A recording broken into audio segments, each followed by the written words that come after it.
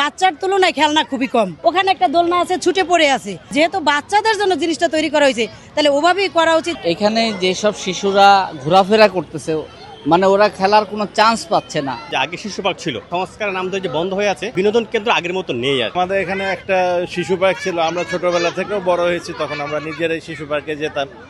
Ultimately Dhaka শহরে সরকারি উদ্যোগে কোনো শিশু পার্ক নেই, যেটি শিশু পার্ক ছিল সেটা বন্ধ করে দেওয়া হয়েছে। এবং এইরকম শিশু পার্ক ঢাকা শহরে 2-3টা করা উচিত, শুধু একটা না, 2-3টা করা উচিত সরকারি উদ্যোগে, যার ফলে বাচ্চাদের মনের বিকাশটা হতে পারে। ওদের তো খেলার জায়গা নেই, ঢাকা শহরে তো কোনো স্পেস নাই। এই রমনা পার্কটাই আছে একটু হাঁটা চলাফেরা করার মতো, বাট এখানে তো বাচ্চাদের খেলার মতো পরিবেশ নেই। সবার জন্য ওয়াকিং স্পেস আছে, বাট বাচ্চাদের জন্য খেলতে হবে, তো খেলার স্পেসটা, তাদের মনোরঞ্জনের ব্যাপারটা আসবে শিশু পার্কের মাধ্যমে। যে শিশুদের মননে সেন্টিমেন্টালটা বুঝে, সাইকোলজিটা বুঝে ওরকম একটা পার্ক দরকার বাংলাদেশে। না, আসলে এই পার্কটা বাচ্চাদের জন্য না, যারা একটু বড় তাদের জন্য এই পার্কটা খুবই সুন্দর, বাট বাচ্চাদের জন্য আলাদা পার্ক দরকার।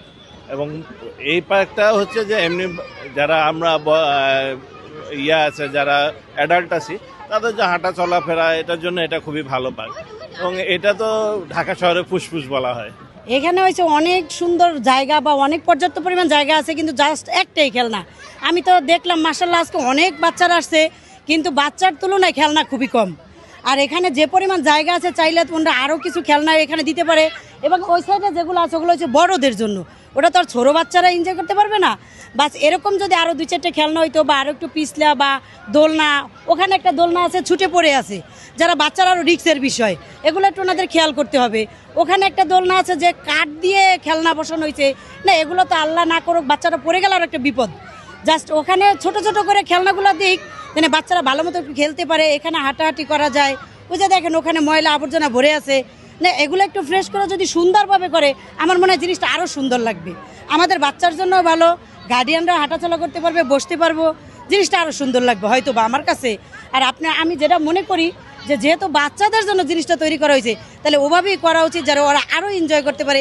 আসার জন্য আরও ওরা, আমার বাচ্চার সাথে সাথে আরও 10টা বাচ্চা আসে, ওরাও যেন উপযোগী করতে পারে, যে না ভালো লাগছে ভাই জায়গাটা আসে। দেখেন এই একটা জায়গায় কতক্ষণ বাচ্চার ভালো লাগে।